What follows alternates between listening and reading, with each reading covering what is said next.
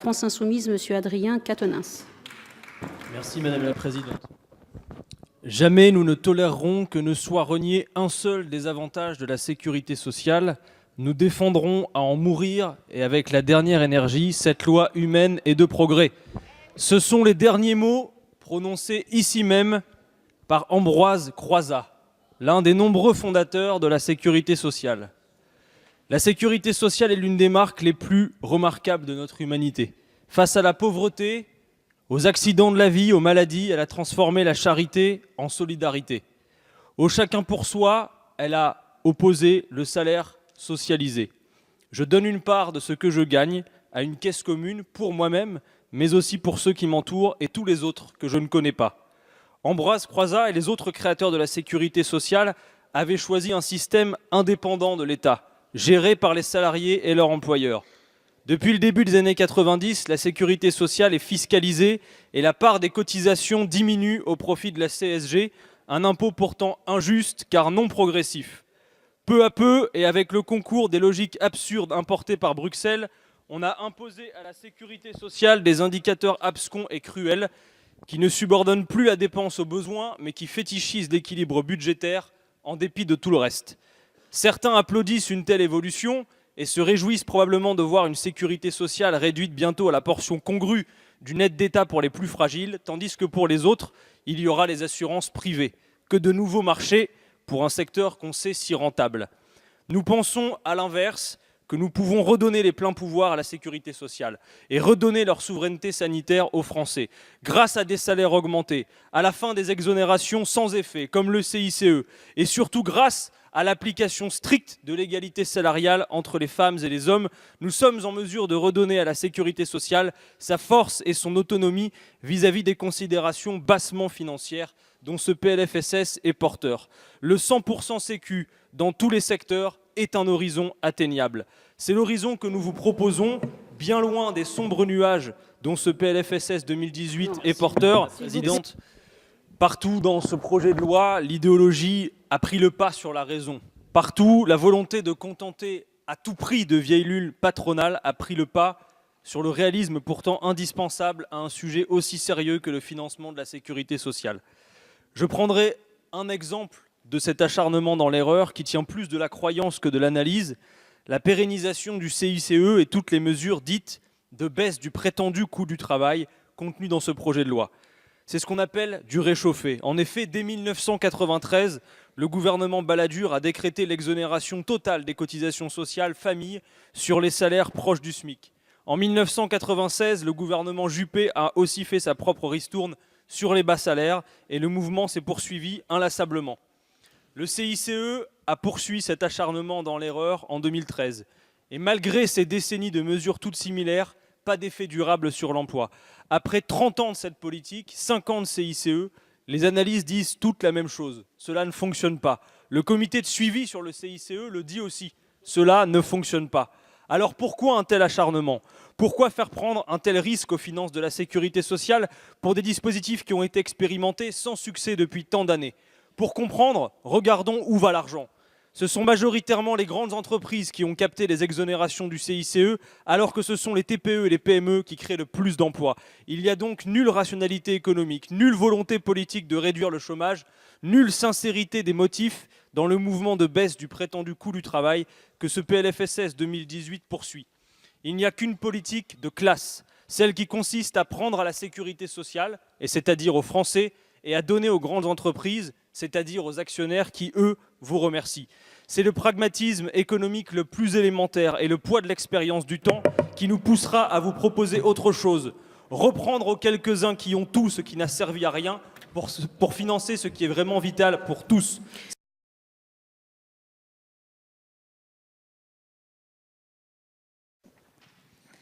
Dans le contexte de difficultés extrêmes du secteur hospitalier, il nous semble juste et pragmatique de lui attribuer davantage de moyens. Excusez-moi. Nous ne sommes pas là pour faire pleurer dans les chaumières, mais pour rappeler ce que nos concitoyens, patients comme soignants, vous et nous racontent tous les jours. Ce que l'on nous raconte, ce que l'on vous rapporte certainement, ce sont des personnels à bout de souffle, des patients logés dans des couloirs, des services d'urgence débordés, et tous ces dysfonctionnements méritent un correctif très rapide et déterminé. Prenant acte de l'engorgement de l'hospitalier, vous misez tous vers ce virage ambulatoire, sorte de solution miracle, mais qui consiste trop souvent à renvoyer les gens plus vite chez eux après une intervention, mettant parfois en péril leur sécurité. Vous demandez aux familles de prendre soin de leurs proches en faisant les soins de surveillance post-opératoire. Ces soins de surveillance post-opératoire font partie de modules dans les formations de soignants, infirmières et aides-soignantes. Pensez-vous que cette formation soit obsolète étant donné que vous demandez à quiconque de faire ces soins ?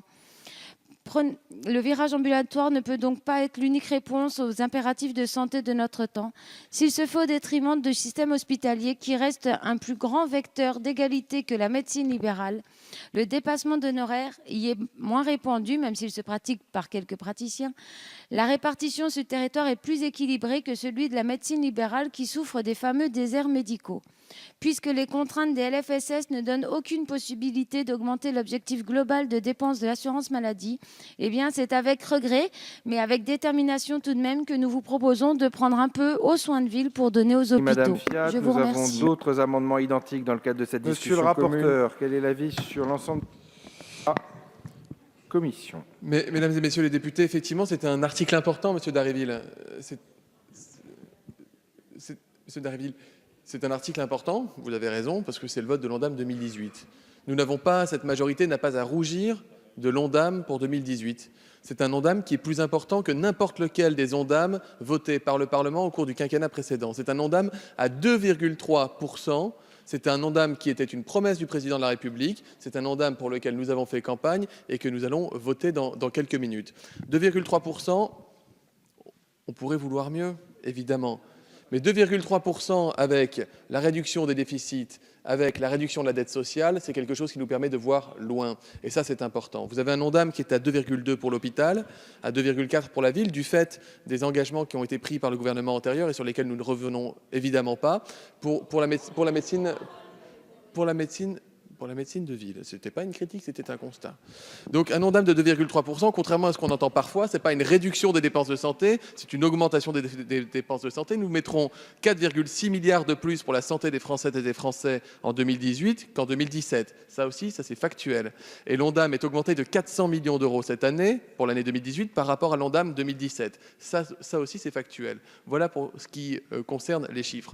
Pour ce qui concerne ce que vous disiez sur l'évaluation de la qualité, je ne vais pas me déjuger, je l'ai écrit, et je l'ai même présenté il y a à peu près une demi-heure sous la forme d'un amendement pour faire évoluer décidément, les critères d'évaluation de la qualité des soins selon des indicateurs qui font appel davantage au retour des patients, au retour du personnel, etc. Donc là-dessus, il n'y a pas de sujet, on va y travailler.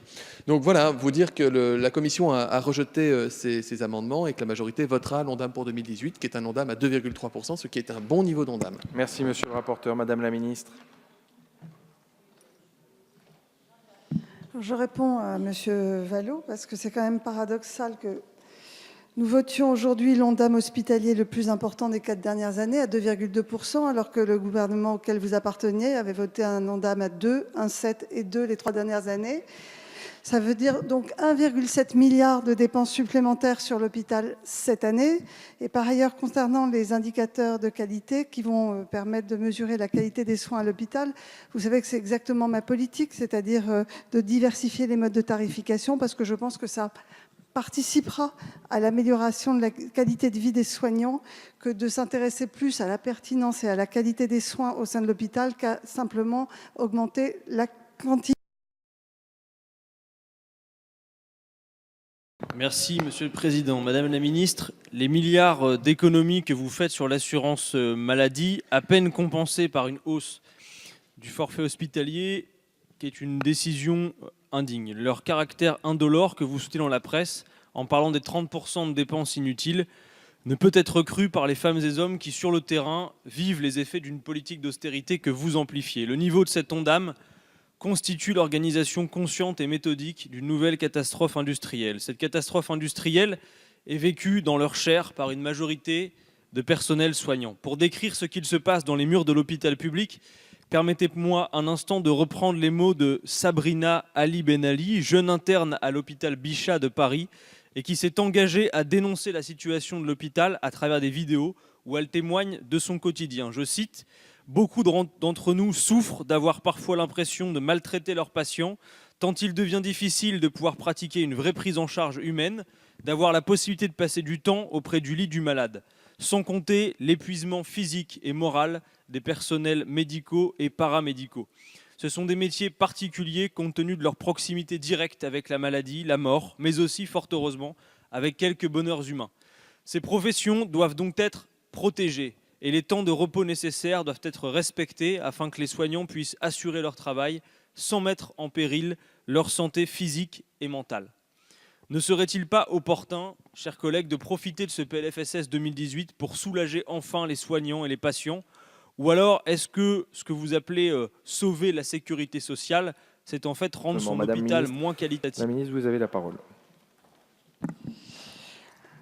La pratique du tiers payant s'est fortement développée depuis 2015 pour les patients, je viens de dire, en situation de précarité, CMUC et ACS, ceux atteints d'une affection de longue durée, les ALD, ou encore les bénéficiaires de l'assurance maternité.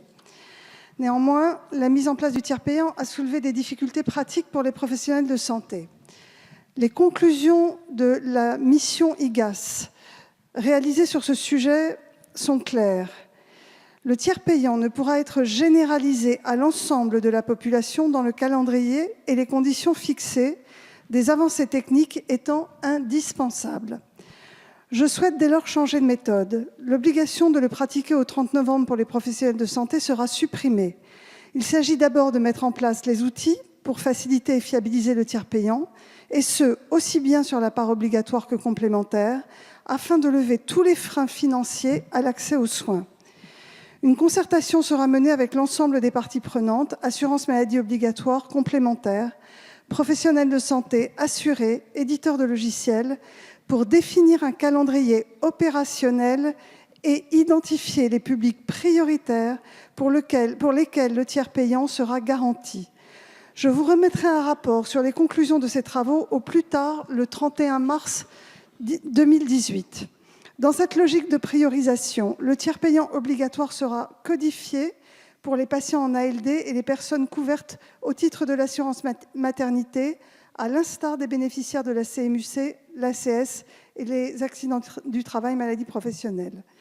Le tiers payant sera ainsi généralisable sans être obligatoire, avec une mise en œuvre progressive sur la part obligatoire et complémentaire, grâce à des outils simples et fiables d'utilisation, et ce prioritairement pour les patients qui en ont le plus besoin, en sus de ceux qui l'ont déjà. Merci beaucoup, Madame la ministre. Monsieur le rapporteur, quelle est la position de la commission? Avis favorable. Merci pour cet avis favorable. Nous avons quelques prises de parole sur cet amendement du gouvernement. J'ai noté la prise de parole de M. Aviragnet pour le groupe de la Nouvelle Gauche, de M. Quatennens pour la France Insoumise. Merci, Monsieur le Président. Et de M. Meignet par la suite, et nous procéderons au vote. Vous avez précisément M. Aviragnet qui vient nous parler de cet amendement. Alors, j'ai bien entendu, merci Monsieur le Président, j'ai bien entendu, Madame la Ministre, que le tiers payant généralisé devenait optionnel et non plus obligatoire. C'est-à-dire, il ne va plus exister, puisqu'il existe déjà de manière optionnelle. Ensuite, le rapport de l'IGAS, il me semble qu'il est quand même un peu plus nuancé que vous nous l'avez présenté, à savoir qu'il sépare la part de sécurité sociale et la part des complémentaires santé. Alors écoutez, moi je crois que dans cette affaire, c'est un peu comme le conventionnement tout à l'heure. Voilà. Il y a certainement des corporatismes qui ne sont pas d'accord. Je crois que quand on croit vraiment dans une mesure, parce que le tiers payant, il faut quand même rappeler que ça ne s'adresse pas aux personnes les plus démunies. Ça s'adresse essentiellement aux classes moyennes, les salaires juste au-dessus. Je crois que c'est pas rien, quoi, de ne plus avoir avancé les soins. Donc c'est vraiment un progrès social, c'est vraiment une mesure utile pour nos concitoyens. Et je crois que de temps en temps, il y a des mesures qui nécessitent du courage. Et puis aussi de temps en temps, un peu de volonté politique. Merci, M. Aviragnet. M. Quatennens, vous avez la parole.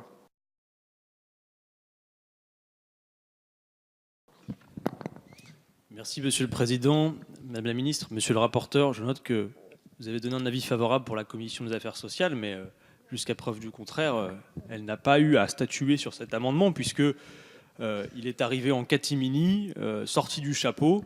Alors le tiers payant est un des rares trop rares acquis sociaux de l'ère Hollande, et comme le compte pénibilité, vous allez en priver les Français en cédant aux franges les plus puissantes du monde médical, incarné par l'ordre des médecins, à l'image du compte pénibilité dont le MEDEF voulait la mort. Pourtant, nombre de médecins ont joué le jeu de la loi santé qui a instauré le projet de généralisation du tiers payant, tout comme nombre de chefs d'entreprise jugeaient correct de favoriser la retraite anticipée des plus exposés des travailleurs. Comme le détricotage du compte pénibilité, la fin de l'objectif de généralisation du tiers payant intervient en catimini à la fin d'un projet de loi sans que le gouvernement ne l'ait crié sur les toits, car jamais son président, jusqu'à preuve du contraire, en avait parlé pendant sa campagne, alors qu'il n'arrête pas de dire qu'il dit ce qu'il a fait. Votre gêne est d'ailleurs palpable, il suffit de lire l'exposé des motifs complètement embrouillé et usant du célèbre « en même temps ». On y lit, je cite, « Tout en maintenant l'objectif de la loi santé, le présent amendement vise à supprimer l'obligation de la génération du tiers payant à l'ensemble de la population. » Mais l'objectif de la loi santé était précisément la généralisation du tiers payant. Et cet amendement est de plus clientéliste. Il ne vise qu'à contenter la frange la plus corporatiste des professions médicales et ne s'embarrasse même pas de justifications relatives à l'intérêt général. Bref, c'est une constante depuis que votre majorité gouverne. Vous ne faites même plus semblant de donner des explications valables. Vous imposez des décisions absurdes et contraires à l'intérêt général en vous drapant dans votre légitimité démocratique. Nous voterons résolument contre cet amendement et nous appelons toutes celles et ceux qui donnent priorité à la santé des Français plutôt qu'aux réquisites des lobbies les plus conservateurs à en faire de même. Merci Monsieur Quatennens. Monsieur Meignet, vous avez la parole. Merci Monsieur le Président. Tout d'abord, je tiens à dire que nous avons débattu du sujet en commission des affaires sociales de par l'amendement posé par notre collègue Lurton, et nous avions débattu de cette thématique en commission. Ça me semble être une mesure qui va dans le bon sens, parce que pragmatique, parce qu'il faut aussi faire de la politique pratico-pratique. Et je crois que ce rapport IGAS et cette décision a été saluée par nombre de professionnels de santé. Nous sommes là dans le tiers payant généralisable. Madame la ministre l'a très bien expliqué, les patients en ALD bénéficiant de l'ACS, de la CMUC, les femmes enceintes continueront de pouvoir en bénéficier sans discussion. Et je suis désolé, mes chers collègues de la France Insoumise, le tiers payant généralisable a été évoqué dans la campagne présidentielle. C'était un engagement de campagne. Donc le groupe La République En Marche votera cet amendement. Merci Monsieur Meignet. La parole est à Monsieur Daréville.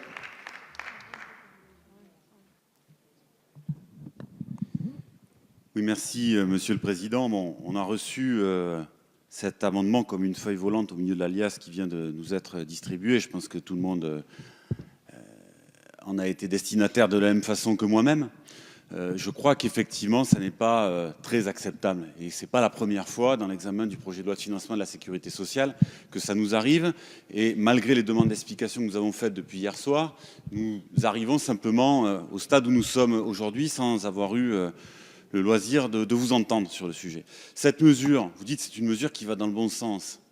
Je ne crois pas que l'abandon ou le report de cette mesure, de la généralisation du tiers payant, aille dans le bon sens. Il y a une volonté de le repousser sine die. Le rapport de l'IGAS auquel il est fait référence, il dit des choses assez précises.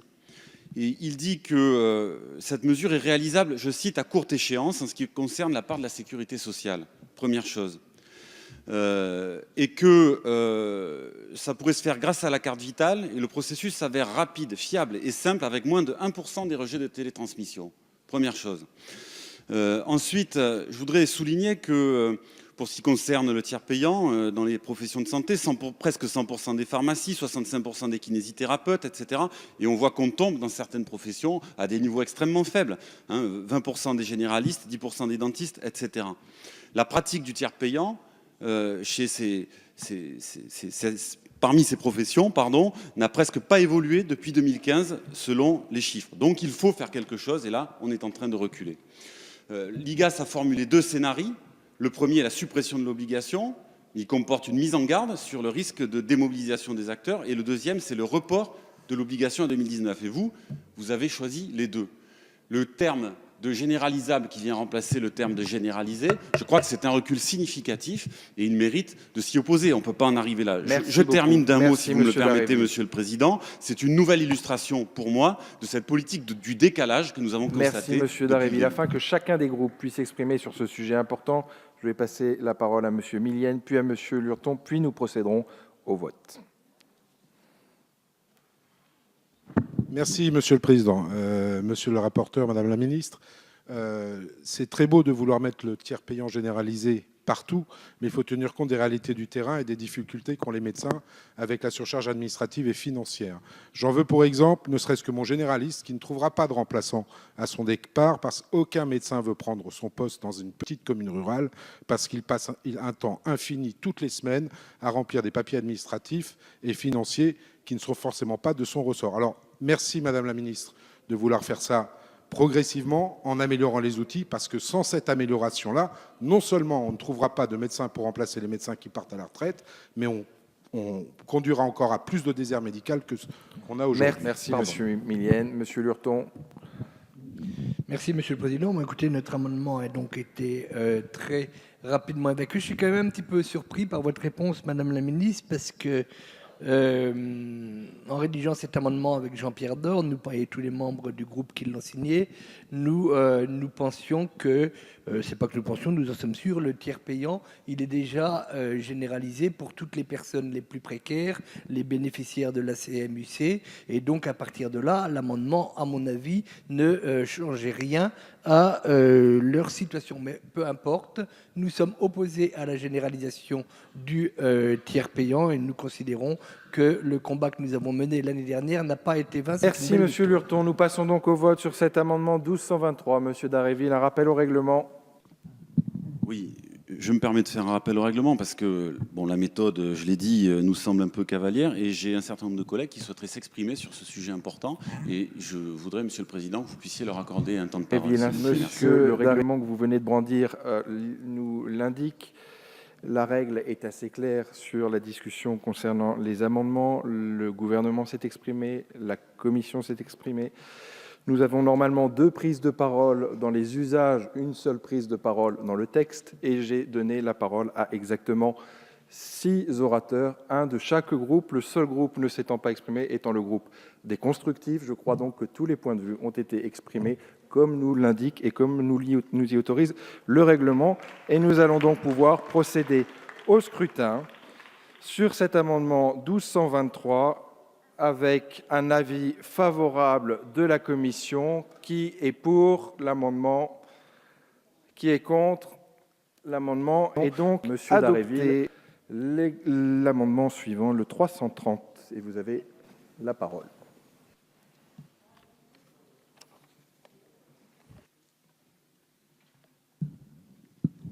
Bien, Monsieur le Président, en regrettant que vous n'ayez pas accédé à ma demande, cet amendement va peut-être me permettre d'y revenir finalement, puisque nombreux sont les rapports qui montrent que les étudiants n'ont pas les moyens de se soigner correctement. Ainsi, près d'un tiers d'entre eux ne va pas chez le dentiste ou l'ophtalmologue, car trop coûteux. Près de 25% prennent des antidépresseurs ou autres médicaments permettant de faire face à la pression des études. Et on constate que cette situation est encore plus dramatique pour les étudiants les plus précaires.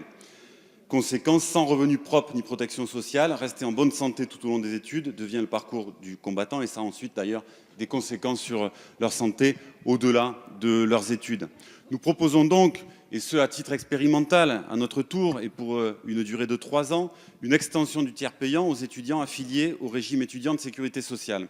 Cette mesure est rendue nécessaire en raison des critères inadéquats pour l'accès à l'aide au paiement d'une complémentaire santé.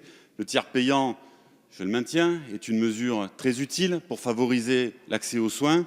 L'expérience des centres de santé le démontre d'ailleurs, ainsi que celle des hôpitaux publics. C'est une condition pour contribuer à l'amélioration de l'accès aux soins pour les étudiants. Et si vous reculez sur le tiers payant pour l'ensemble de la population, accordez-le au moins aux étudiants. Merci Monsieur Dharréville. Monsieur le rapporteur, quel est l'avis de la commission sur cet amendement 330? Défavorable. Madame la Ministre.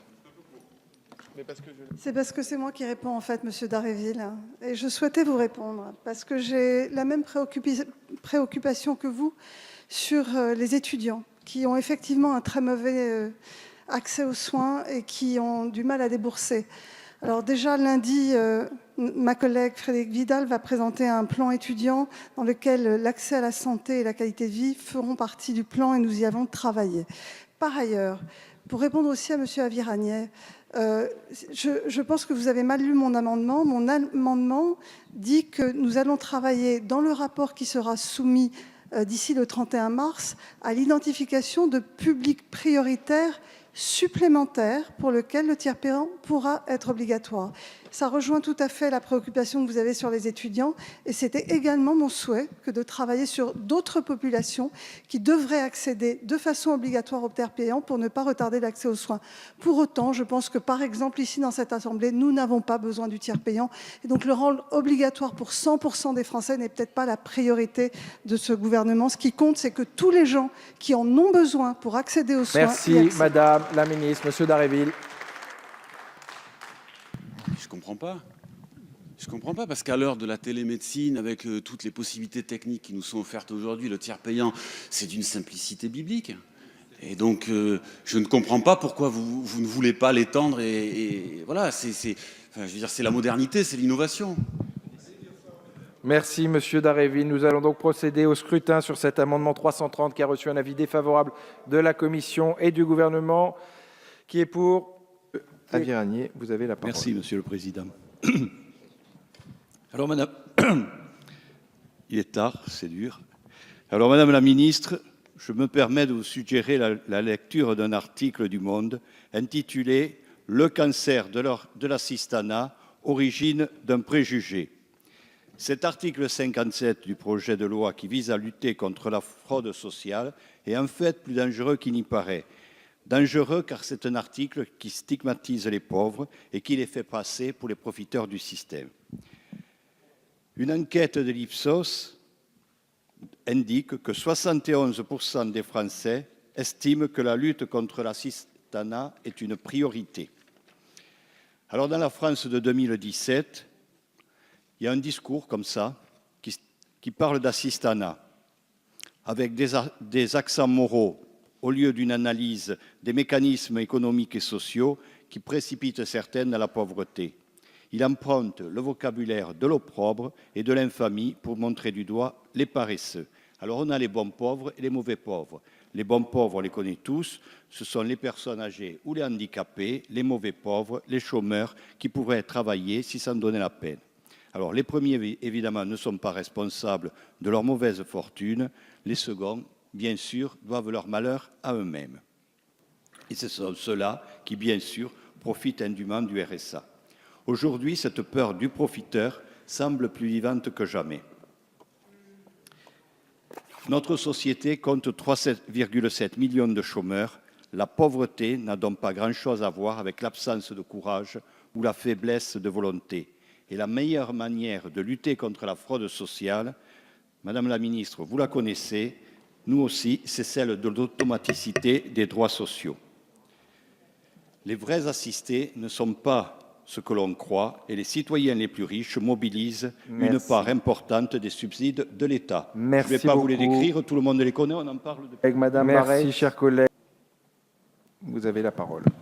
Oui, deux mots quand même sur cet article qui est extrêmement important parce que je pense qu'il, par la confusion qu'il peut installer, il en devient dangereux. D'abord, deux chiffres à comparer, la fraude fiscale 21 milliards, la fraude sociale 672 millions d'euros, non pas pour relativiser les chiffres, tout ce qui est fraude et fraude, mais juste pour donner en termes de volume. Je voudrais peut-être illustrer mon propos en me référant à la fraude, ce qu'on appelle la fraude sur les prestations familiales. Il y a la fraude, l'escroquerie, identifiée par la CNAF. C'est 275 millions sur 88 milliards. Ce sont des gens qui volontairement détournent l'argent public. Et puis, il y a tout un système qui est alimenté par le dispositif de droit qui existe en France, c'est-à-dire la complexité, ça veut dire aussi des droits ouverts quand les personnes arrivent à les atteindre, à des familles de plus en plus modestes. Leur situation change en moyenne 24 fois par mois. la CNAF gère 20 000 règles de droit. On voit la complexité des choses. Et ça crée de l'indu, des sommes indues.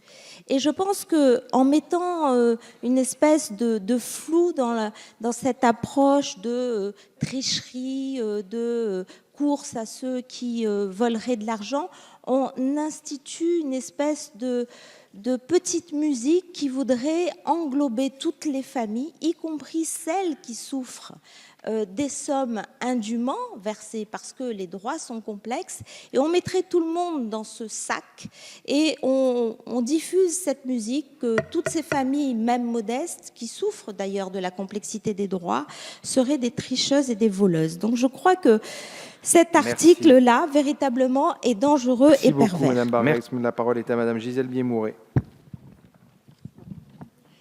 Merci, Monsieur le Président. En octobre 2016, je reviens sur un rapport que j'avais rendu avec mon collègue Jean-Louis Cos. Nous avions travaillé, auditionné, nous étions déplacés pendant 6 mois.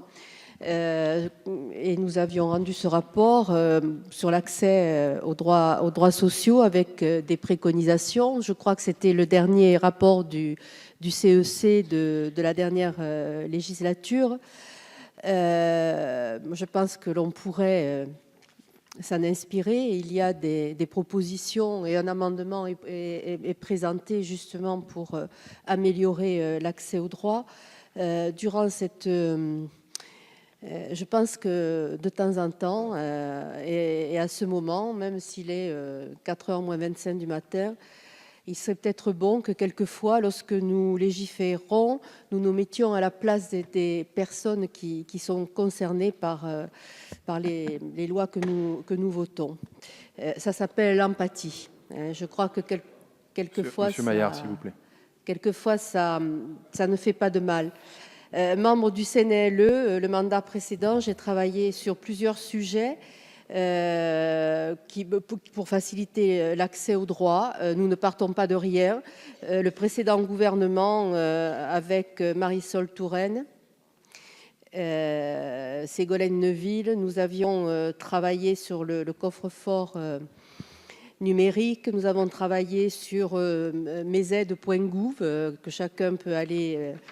où chacun peut aller simuler pour les demandes de minima sociaux pour savoir s'ils sont éligibles, dont j'ai travaillé avec les personnes accompagnées qui participent au CNLE, qui font partie, comme les membres des associations. Et c'est toujours très mal ressenti par les personnes bénéficiaires des minima sociaux, potentiellement bénéficiaires, ce durcissement de Merci beaucoup, Madame Biémouret. La parole est à Adrien Quatennens. Madame la Ministre, nous avions bien vu que la France organisait les Jeux Olympiques bientôt, mais nous n'avions pas vu que la chasse aux pauvres figurait parmi les disciplines de celui-ci. Chaque fois que c'est possible, un projet de loi se dote de sa course contre la fraude, afin de jeter l'opprobre sur un public de tricheurs, menteurs, calculateurs. Nous ne croyons pas à ces visions manichéennes des individus. Elles ne correspondent à aucune réalité sociale. Si l'on veut prévenir un individu d'une faute, il faut être pédagogue, s'adresser à lui. Et je ne pense pas qu'une lettre type recommandée doublée d'une amende réglera quoi que ce soit. Si vous recherchez des fonds pour financer la protection sociale, demandez-nous, nous savons où trouver l'argent, car la fraude la plus importante en France concerne la fraude fiscale, 60 à 80 milliards d'euros par an, et moins de volontarisme dans votre gouvernement pour venir à bout de cela. C'est avec la plus grande ferveur que nous réclamons donc la suppression de cet article qui ne grandit personne. Aujourd'hui, un célèbre hebdomadaire, qui est d'ailleurs en vente dans nos locaux, faisait sa une sur les vrais assistés de la République. Non, pas Fakir. Un autre faisait sa une sur les vrais assistés de la République, ceux à qui vous redistribuez plus de 400 millions d'euros par vos baisses d'impôts, c'est-à-dire les ultra riches, et de rappeler par la même occasion, aujourd'hui même, que 61% des Français sont opposés à la suppression de l'ISF à laquelle vous avez procédé. Merci Monsieur Quatennens. Avant d'examiner les amendements à l'article 57, Je vous informe, mes chers collègues, que sur le vote de cet article 57, je suis saisi par le groupe de la France Insoumise d'une demande de scrutin public. Le scrutin est annoncé dans l'enceinte de l'Assemblée nationale. Avant d'examiner et de procéder au scrutin, nous examinons donc les amendements à cet article 57 avec des amendements de suppression. L'amendement 325 de suppression est présenté par M. Monsieur le Dharréville. Président. Effectivement, il y a peu d'articles dans ce PLFSS 57 et je trouve que c'est une triste conclusion. Hier, avec la présidente de la Commission des affaires sociales, nous avions la chance d'être invités sur le plateau de LCP pour débattre de la pauvreté. Et j'ai dit au présentateur qu'aborder ce sujet-là frontalement, sous cet angle, c'était précieux et c'était mieux que d'engager la discussion sous l'angle de la fraude, comme on l'entend trop souvent. Parce qu'on voit bien qu'il y a une logique de culpabilisation, d'humiliation, de stigmatisation, bien souvent, qui fait en sorte que les pauvres les personnes pauvres soient rendues responsables de la pauvreté dans notre pays. Donc, ça a été dit avant moi, la fraude, cette fraude-là ne représente que 3% de la fraude détectée, contre 95% pour la fraude fiscale, 21,2 milliards d'euros. Lors des discussions en commission, j'avais interpellé, je crois, notre commission sur ce que nous pourrions faire pour aller chercher cet argent-là et effectivement le rendre utile face aux enjeux qui nous occupent. Donc une telle disposition, je crois, va stigmatiser inutilement, ajouter, il me semble, une humiliation supplémentaire. Et je suis assez heurté que nous terminions le PLFSS de cette façon-là. Pour l'amendement 761, je donne la parole à Madame Obono. Madame la ministre, chers collègues, la fraude aux prestations sociales est pleinement répréhensible et doit faire l'objet de sanctions. Mais la mise en œuvre de ces sanctions doit rester conforme aux normes élémentaires de justice, à savoir l'égalité et le contradictoire. Or, dans la lutte contre la fraude aux prestations, les organismes de sécurité sociale ont outrepassé ces normes. Ce n'est pas moi qui le dis, mais le Défenseur des droits, dans un rapport très documenté, publié en septembre dernier, et que je vous invite à lire. On y apprend que l'erreur est systématiquement associée à la fraude et que les organismes de sécurité sociale poursuivent des objectifs chiffrés de détection qui les poussent à adopter une interprétation pour le moins extensive d'une fraude qui ne concerne que 0,3% des usagers. Je cite rapidement. Les dérives dans les procédures de contrôle, de qualification et de sanction de la fraude, leurs effets peuvent être dramatiques et sont susceptibles de porter atteinte au principe d'égalité devant les services publics, à celui de dignité de la personne ou encore au principe de contradictoire.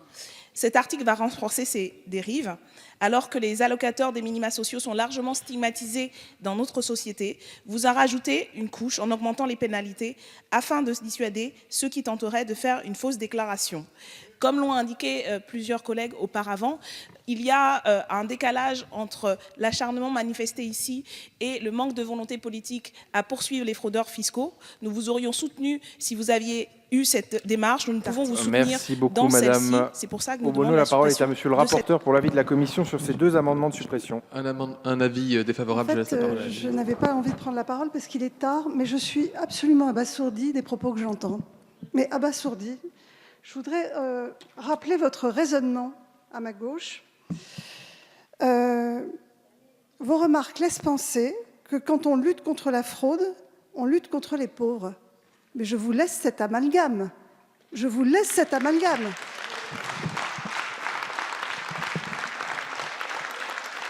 Lutter contre la fraude, mesdames et messieurs les députés, toutes les fraudes, c'est au contraire un moyen de protéger et de pérenniser notre modèle de protection sociale. De plus, si vous aviez lu cet article, vraiment je suis énervée, si vous aviez lu cet article, il y a quelque chose de favorable. En cas de méconnaissance involontaire des obligations déclaratives, la personne sera en effet invitée à rectifier son erreur auprès de l'organisme d'assurance maladie et après que celui-ci lui aura rappelé la règle applicable. C'est un droit à l'erreur qui est inscrit. Enfin, cet article met au même niveau la fraude des assurés sociaux et la fraude des médecins. Et là, visiblement, ça ne vous a pas du tout choqué que nous luttions contre la fraude des médecins. Voilà, je suis très énervée. Merci beaucoup, Cet amalgame, madame je la vous le laisse, ministre. c'est une honte. Nous allons donc procéder au scrutin sur cet amendement de suppression 325 et 761 qui ont eu des avis défavorables de la Commission et du gouvernement. Qui est pour?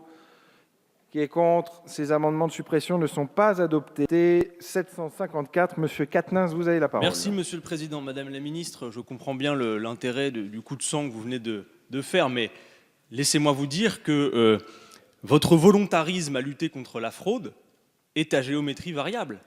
Car sur la fraude fiscale, nous ne voyons pas que le gouvernement déploie le volontarisme que vous prétendez déployer sur cet article. Peu importe, justement, Madame la Ministre vient de dire que c'était toutes les fraudes. C'est Madame la Ministre elle-même qui vient de parler de toutes les fraudes. Voilà. Alors, nous parlons dans cet article de fraude aux prestations sociales.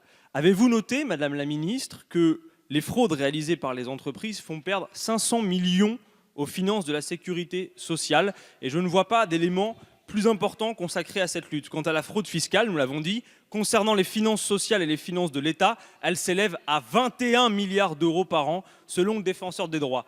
Tandis que les fraudeurs aux prestations sont pourchassés dans des conditions mauvaises et souvent arbitraires menées par les organismes, les fraudeurs fiscaux nous coûtent 30 fois plus cher et ont toujours le verrou de Bercy, le tribunal du pire.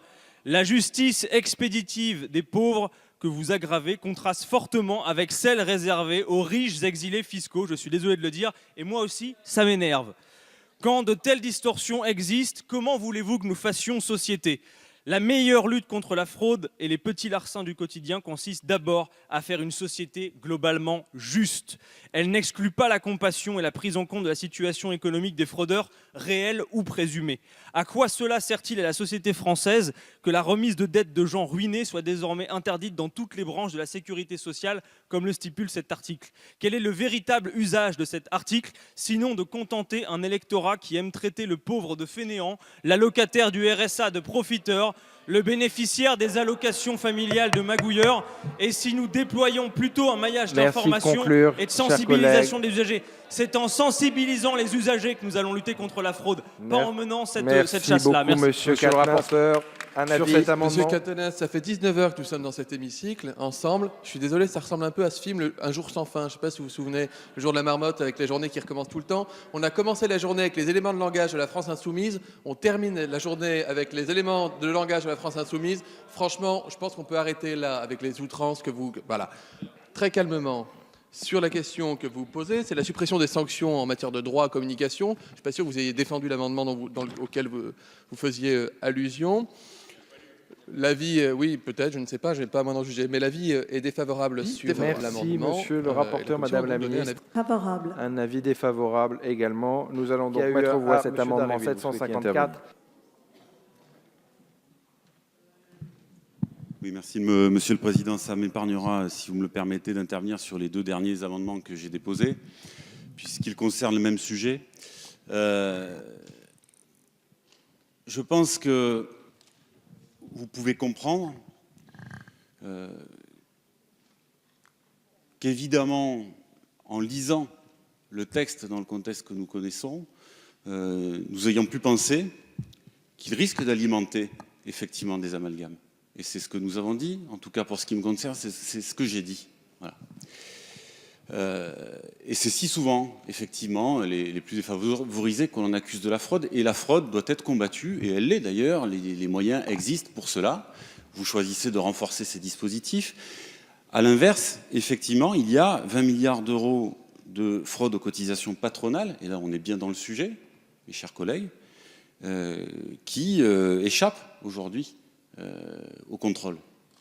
Et donc, parmi les amendements que nous proposons, il y a un rapport sur cette question-là, qui me semblerait effectivement nécessaire, d'une part. D'autre part, Madame la Ministre, vous avez dit que vous intégriez dans le dernier article, l'article 57, un droit à l'erreur. Donc, si vous me confirmez ce que je crois, cette disposition, ça ferait tomber l'amendement 335 que j'ai déposé ensuite, qui proposait effectivement de faire droit à cette demande du défenseur des droits paru le 7 septembre Monsieur Daréville. 2017 Nous allons procéder sur la au scrutin fraude sur cet aux amendement prestations sociales. 754 qui a reçu un avis défavorable de la Commission et du Gouvernement. Qui est pour? Qui est contre? Il n'est pas adopté. Monsieur Véran, l'amendement 742 rédactionnel avec un avis favorable du Gouvernement sur cet amendement 742. Qui est pour? Qui est contre? Il est adopté. Nous allons donc maintenant procéder au scrutin public sur cet article 7. Et je vais 57, pardon, et je vais mettre aux voix l'article 57 du projet de loi. Je vous prie de bien vouloir regagner vos places. Le scrutin est ouvert. Le scrutin est clos. Voici le résultat du scrutin. Nombre de votants 65, exprimés 63, majorité à 32, pour 55, contre 8. L'article 57 du projet de loi est adopté.